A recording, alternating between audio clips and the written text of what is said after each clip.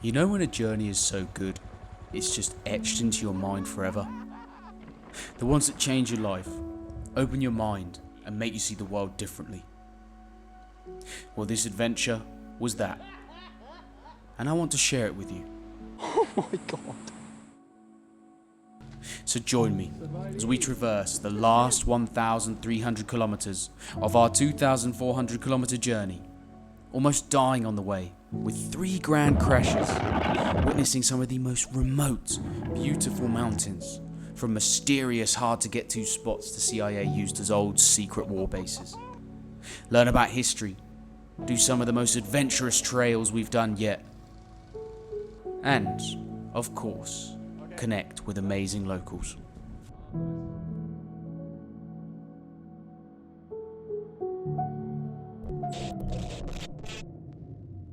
If you're new here, let me bring you some speed. No, I mean up to speed. We just spent the last 3 weeks travelling to a place dubbed as the most secret place on Earth. An old forgotten CIA base that was once home to 50,000 people, and almost got stranded a few times on old roads, having to camp in a remote village. We were 979 kilometres into the trip. It was almost over, but there was still more adventurising to be done. Now the mission was to make it for the north of Laos to see if the final frontier Vietnam border would let us through, or if it would be time to switch to the bicycle. Why did I say I was going to fucking bicycle? Then we'd set off to see an old secret communist city built in the caves, a mountain CIA base just close by to it. Secret, no one ever knew it was there, and loop our way back round to Vientiane. So, I rested for another day in Longqiang to get my energy, woke up the next morning, and got an invite to something I couldn't refuse. ไปแม่กินข้าวน่ะกินข้าวที่เพื่อนแม่นี่น่ะ โอเค กินมันโดนกันเลย ขอบใจอันนี้อะไร หมู ซีหมู ชีหมูโอ้ ติดคอ ติดคอ ไม่สบายเลยแม่ ติดคอได้เหรอ จะได้กินข้าวอร่อยไหม อร่อย อร่อยไหม อร่อย อั นนี้อร่อยไม่ทุกสิ่งอร่อย ต้องหมูอุดอร่อยเลยกิน กินให้อิ่มเลยจะมีแห้ง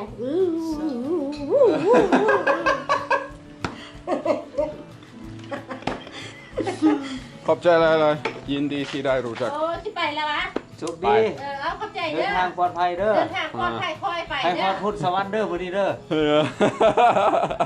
รอดพ้นสวัสดิ์แล้วโทรมาบอกเมย์นะนะ บอกแม่ โชคดีโชคดี สบายดี เดินทางปลอดภัย ขอบใจ I might need it. I set off from the guest house and was ready to tackle the road to Pont Savan. Climbing the previous hills from the previous day again, I stopped off to check out the old road, where some lads told me, you can't use that road. โ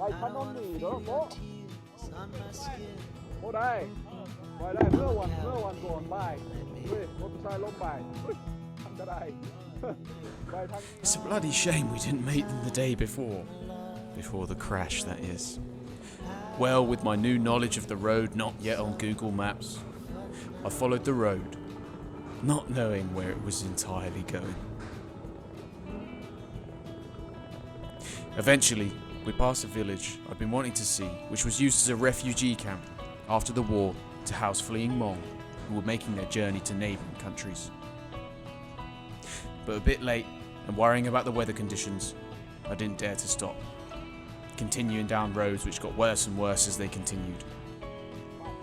Again, we found ourselves in the middle of nowhere, on trail gravel roads, tackling some difficult inclines that my sewing machine moped engine wasn't really up to the task of.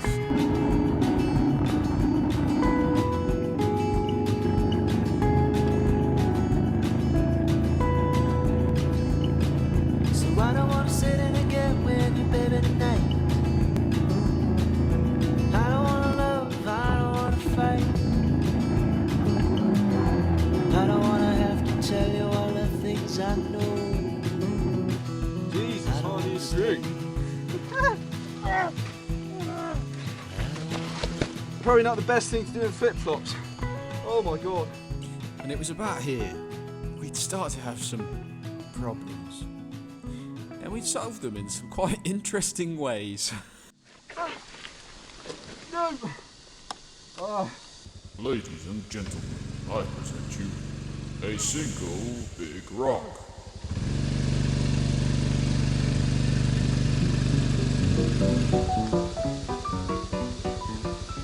Seriously, a tiny little rock can f it up like that so much.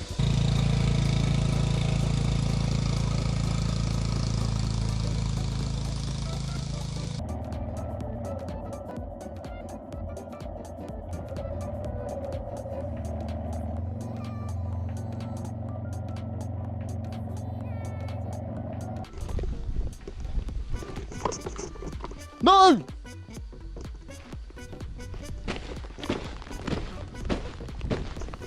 Sir, we have a problem. What's the problem? Oh, there's a man down! We got a flip-flop down! Ah! Drop me flip-flop in the bloody water. Right, we're in a bit of a situation again. That is just like, put your foot in that and it's just a sinkhole. Ain't no way you're getting out of that. And I thought, you know, there's fucking tracks here. Good idea. No, it wasn't. Look at this. Fucking mud. Brother. I don't really know how I'm going to get this out, but I think I'm just going to have to pull it from the back and go that way. And it's raining now, which is great.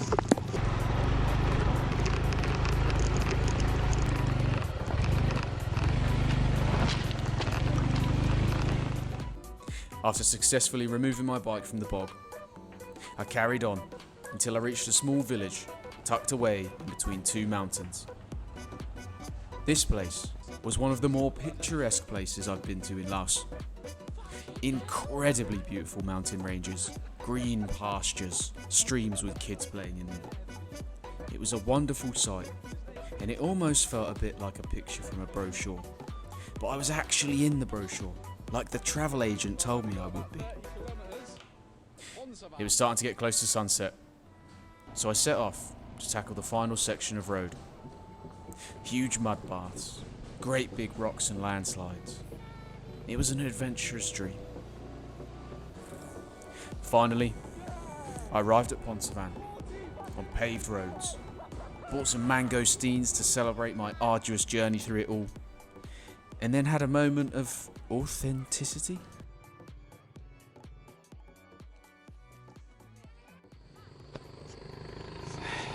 So I just stopped on the side of the road. Wait, hang on. Let me get out of my ears. I stopped on the side of the road. Ah, fuck, let me start again. What was I saying? Oh, I need to be authentic. This isn't very authentic. Ah! Alright. Basically, what I wanted to say, right, I wanted to make it all emotional and cool, but I stopped here by the side of the road, I looked at that view, and I just thought, I am so grateful for my life right now. Legit. I'm doing everything I want to in life, and I'm doing it for a good cause. Anyway, point of this is, I'm being my authentic self right now, and I believe it. And I don't know, I've got a feeling inside now. I was like, really? Do you really think you're being authentic? Oh, fuck. I think I'm like 90% of the way there. And I'm grateful, is what I'm trying to say. Alright, let's go to the Plain of Jars. I'm actually not going to lie to you, I really can't be bothered to go. But I'm going to go, because I'm only here once. And I'll be disappointed if I don't see the big stones in the field. Will I? I don't know. I probably will. I'm going to go. I'm going to go. I'm going to go. Let's go. It was time to set off for the Plain of Jars. But not because they're a UNESCO heritage site or anything. Let's be honest, I probably wouldn't have gone unless there was something to do with war there. They do say that every man is at least somewhere on the autistic spectrum, eh? They were actually quite hard to find, so I stopped off at a temple and asked a local for some directions. He spoke perfect English and preferred to speak in English, and we sat having a conversation for about an hour before I set off again. With my new directions, I arrived at the big stones, paid my ticket, and then promptly made mates with the driver, who sat me in the front seat with him, to and from the site. How cool am I, eh? We spoke about the usual, where I'm from, football, how long I've been travelling, how far I've gone, am I alone, etc. Then, upon arriving, I had a look around at the marvellous wonder that had laid here for centuries. It's not only survived just the sands of time, but also a 3 million ton bombing campaign, of which 30% was dropped on this very plain of jars. The bombing runs almost never stopped here, and of the 150,000 people that used to live here, at the end of 1960, only 9,000 remained. That is crazy. And here are the jars. Check them out. Now, it was also important for something that links in with our story of the Hmong warriors who fought and fell against the Pathet Lao communists, of course. One of the greatest battles between Hmong and North Vietnamese forces happened here in 1969. 8 battalions of Hmong, Thai and Royal Lao Army men fiercely fought, overpowering 19 battalions of North Vietnamese forces, who not only had the number advantage, but also had 8 tanks. Despite these number differences, they still managed to storm the Plain of Jars for 10 days before North Vietnamese and Pathet Lao forces would hit back and take the plains. Anyway, after seeing the jars, I made some Hmong friends on the plain and left to take a look at the other sites. Visiting these sites was quite interesting, to say the least.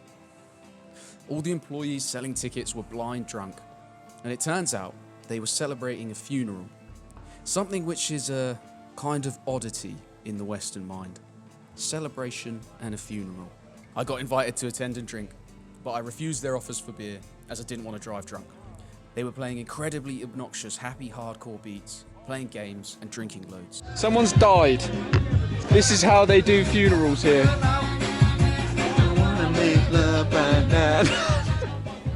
It was pretty interesting to see the cultural differences in how people mourn their loved ones. And to be honest, I think I kind of prefer Asia's version. Anyway, looking to get away from the almost definite drunk driving fines, I set off back to my hotel, where Baby Sai would get a well-needed wash. Would you look at that? And we'd have a rest before heading to Sam Nur. The roads to Sam Nur were fantastic tarmac that my bike glided across with glee. At lunch, I stopped by the side of the road to eat dog. I'm joking. To eat my now stale, sweaty bread from the heat and plastic bag enclosing it. But the views up these mountains were absolutely stunning, and I had some moments of total peace, serenity, and oneness with the world. It's amazing how simple life can be, but yet how wonderful it can be if we only allow ourselves to live and experience the moments passing us. All right, enough of that. I'm going to get my other baguette. Ooh. Almost fell over the side. That wouldn't have been very peaceful. Anyway, I rode off and ended up in an interesting village just outside Sam Nur. At this time of year, there are an incredible amount of parties happening all over, music blasting, people carrying crates of alcohol between shops, and people getting very drunk. I wondered what it was for, and then I learned that it was Vietnam's Independence Day. In 1945, on the 2nd of September, Vietnam would finally declare a very short-lived independence at Ba Dinh Square in Hanoi. And interestingly, people all over Laos celebrate this too, which I found strange considering it's not an independence that they gained until 1953. But maybe they thought it like dominoes, in the same way the CIA thought Asia falling to communism was like dominoes. As soon as one gets independence, it might not be long until the others will. After this, I arrived in Sam Nur, to a nice guest house, and I decided to stay for 3 days, to drive to the Vietnam border, see the secret city of Pathet Lao caves that they used as their headquarters, and the secret base that was only 90 kilometers away from the communists' headquarters, Lima Site 85, a CIA site that would become more interesting as we progressed in this journey. You'll find out why, my friend. Hold on a minute. There's been a change of plan. Because I was just told if we go to the bus station, maybe they'll be able to put the motorcycle in the bus. Bye-bye มาที่นี่เพราะว่ามีคำถามเกี่ยวกับชายแดนเวียดนามไปมอเตอร์ไซค์ ใดรูปเรา ใด มอเตอร์ไซค์ไทยนี่มอเตอร์ไซค์ไทย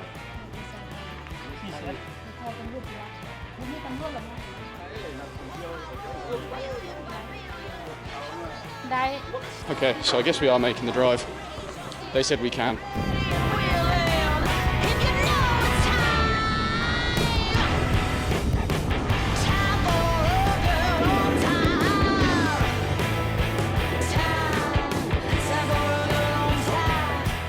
Right, so I've been told to wait because it's lunchtime.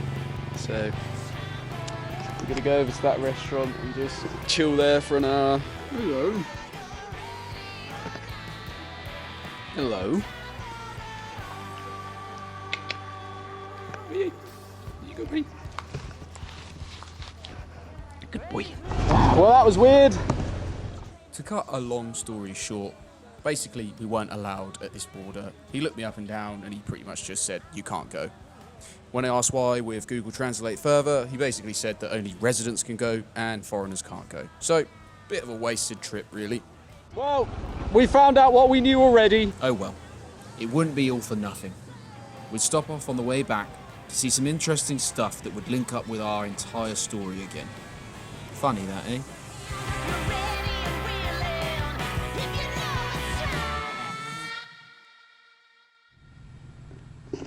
Now I want to explain why we came to Pulpati, why we came to Sam Nua, because just over there is the first ever communist president's caves where he lived. It's a headquarters for the Pathet Lao in Sam Nua, was the main headquarters. And just over there in the mountains, there was a secret CIA base that they didn't know about until much later, when a battle occurred. Well, I'd finally arrive at the caves, but they were closing for the day.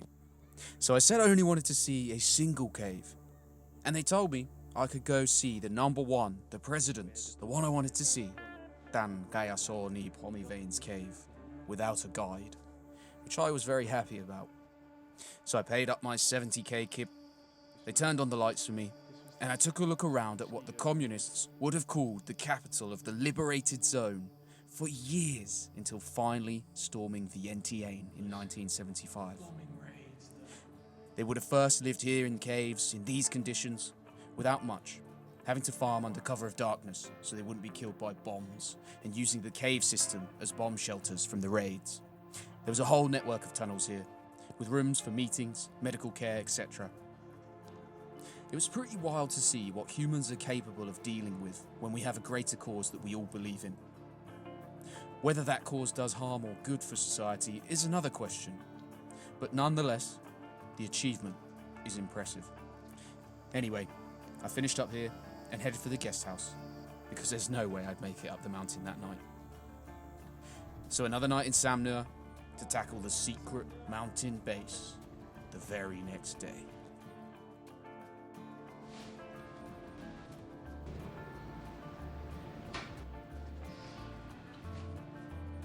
Up the mountain I went, on my trusty steed, which would struggle with every steep incline and tiny rock in its path.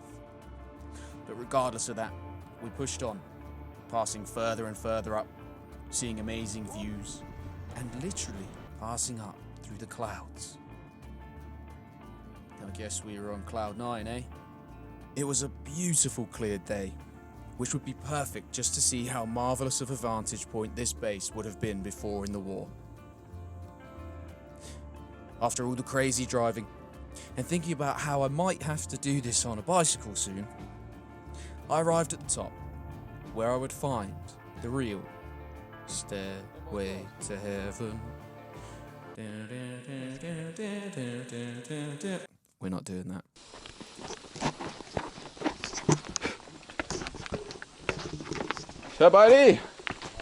Somebody bought.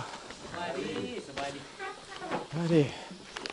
Oh, บางทีเซ็นชื่อ มาคนเดียววะ มาคนเดียว เอาสาวมาเลยแม่ เอาผู้สาว อาจากเอาผู้สาว Now this is one of the only CIA bases where you have to pay for a ticket. So I joked around with the owners as they all looked around at each other, figuring out how much a foreigner might pay. ราคาฝรั่งใช่ไหมครับ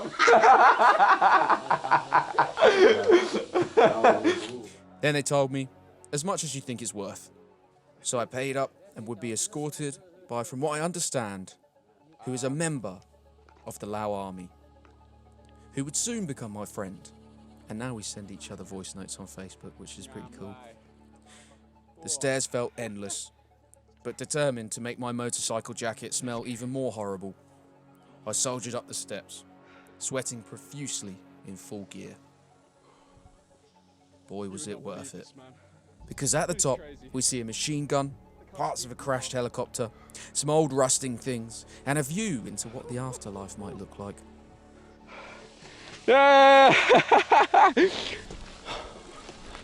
Oh my lord. And we've still got the old artillery placements here, looking down that valley. Machine gun post. Look at that.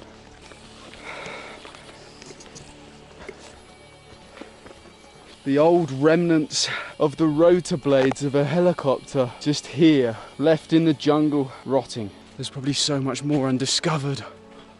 Oh, you could spend your life journeying through this land and finding cool things like that.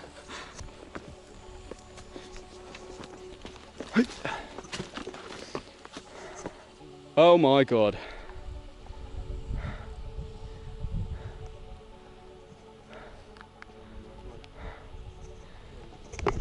That is incredible, man. Just between me and this rock, look at that drop. On the way down, I made some new mates who wanted pictures.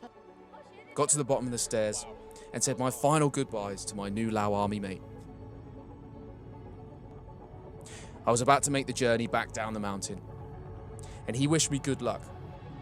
But the wish may or may not have been granted, depending on how you look at it, as we'd have our first higher speed crash, being a dickhead trying to take the corners as fast as possible. I didn't get a video of this, but I was going around 60 kilometers per hour around the corner, and by impact, probably about 40 to 30 kilometers per hour. The bike slipped on some gravel, and not wanting to brake, knowing the consequences of braking on gravel, I aimed to slow and regain control. But it was too late. I slipped over the side and went crashing into a ditch, taking all of the impact on my left thigh. Bloody hell, well that's my first crash ever. At least I wasn't going too fast.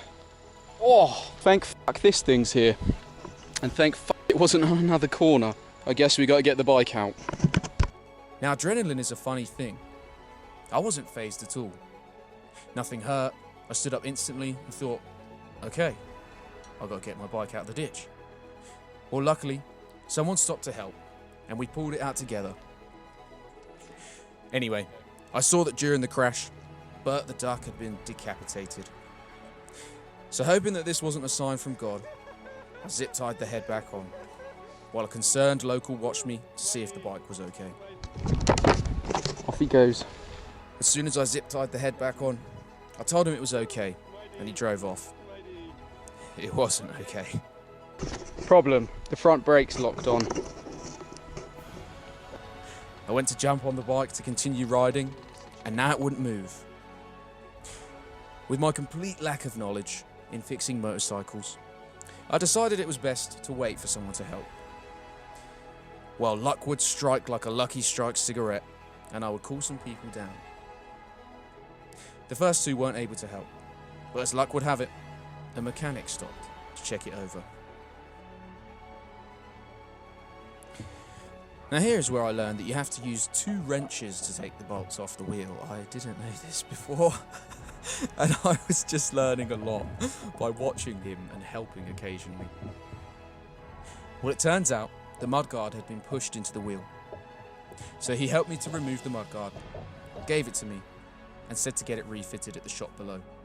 So I thanked him for stopping, paid him 100,000 kip, which was probably a bit too much, but I was forever grateful he took the time out of his day to stop and help someone that he didn't have to.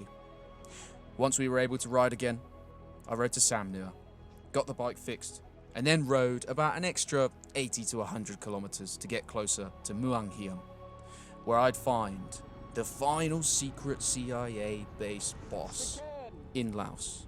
There might be another bonus one, maybe. Just telling a friend. This here would be the height of my trip. The most adventurous and secret, unknown place that we'd reach in this trip.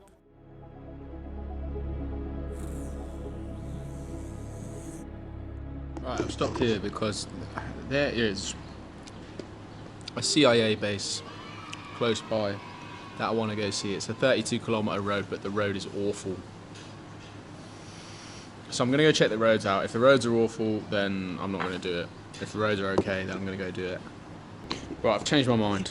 We're going to stay here. I'm going to check into a guest house. I'm going to chuck my bags in the guest house, take some water and some food, and we're going to go without the bags. We're going to do it. I came to see it. Let's see it. So we set off on the trails with only 2 to 3 hours left of daylight. This should have taken me only about 3 hours and 15 minutes to do, which gave me just enough for a little exploration when we got there. I'd have to be quick. The trails to this village were up there with the Pakistan trails we did in episode 3. Very difficult, but with no ravines to cross this time. Just huge, great big hills full of dirt, landslides, rocks and big mud puddles that were difficult to get old baby Si through, even without the luggage weight. I was pretty glad that I left it all at the guest house. And after an hour, we finally made it to the village. Oh my god, I've made it. What? It was an incredibly remote place, with beautiful nature surrounding it, and a really authentic feel. Wooden houses surrounding you, small bridge-like gates to get in and out, and dirt roads that led to forests or farms. I continued to ride on, in search of the old artifacts left behind by the Americans. But I couldn't find them, so I asked one of the locals. And he ran and got his phone for me, and showed me that I should use satellite to follow a very thin road to see the old bombs, guns and relics left behind.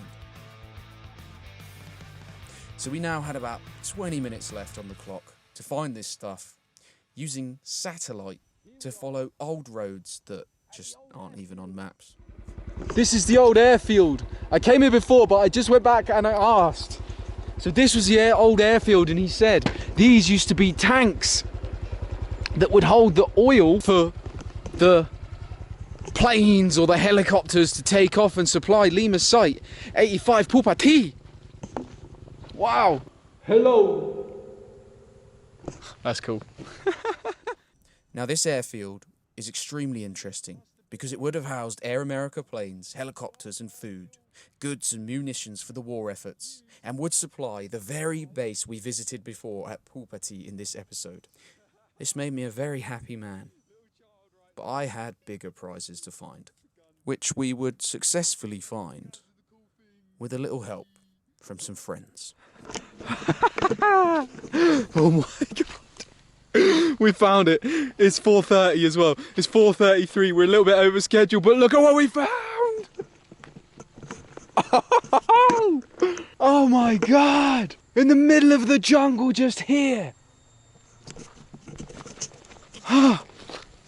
And look, we've got another one. Wow, that must be an old tractor.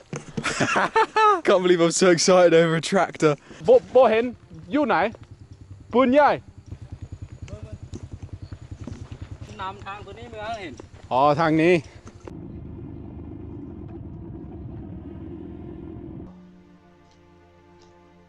We had to walk the rest. We found it. Yes. 40, 50, 60 years old, used by ethnic Hmong troops to fight against the communists. All right, we better get going. It's 1:15. I couldn't have been more ecstatic here. Everything I studied the past years, the language, the history, etc., it had all aligned perfectly in this moment. The Hmong, who would fight here on bases just like this, would later flee to refugee camps across in Thailand, and we would make that same journey in their footsteps. From here, I made my way for rest in Vang Vieng, where I'd do a load of tourist stuff, no editing or work, and just enjoy myself with some of the best company I've had in a while. I will dearly remember those people. Je déteste. Je déteste. Ah, yes, I know what it means. It means I hate. Je déteste.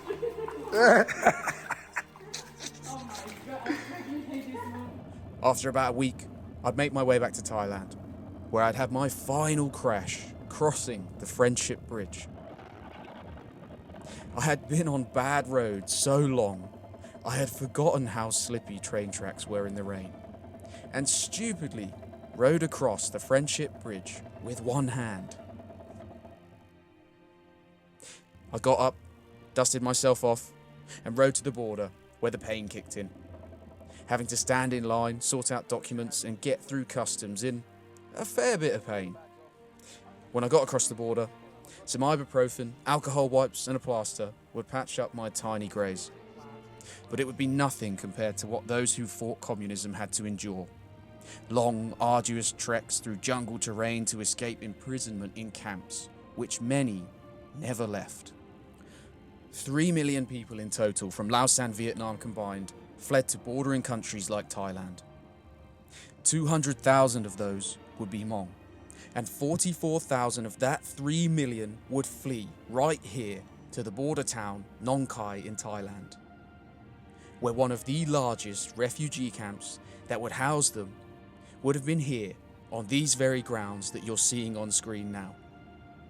Now a technical college, and a video that I made 6 months ago. Many who fled through Laos didn't ever make it, and if they arrived at the Mekong, they would have to wade through the river while being brutally shot at by Pathet Lao forces. Anyway, after this gruesome story, it was time to make it for Udon Thani, to see the final location I had been wanting to finally finish this mammoth trip. Ramasan CIA camp, the main headquarters for the entirety of the covert operations in Laos during the Civil War. I cannot describe to you how cool this is. A camp only recently opened to the public in 2019 as a tourist attraction, but it appears it has still just been left to rot. A stark reminder of the lack of awareness and interest in a war that the US president himself, President Kennedy, would spend more time on his first 2 years in office than he did on the much more known battlefield of Vietnam. And that's where we're headed next, my friends. For now, I was in my second home again, and in good company.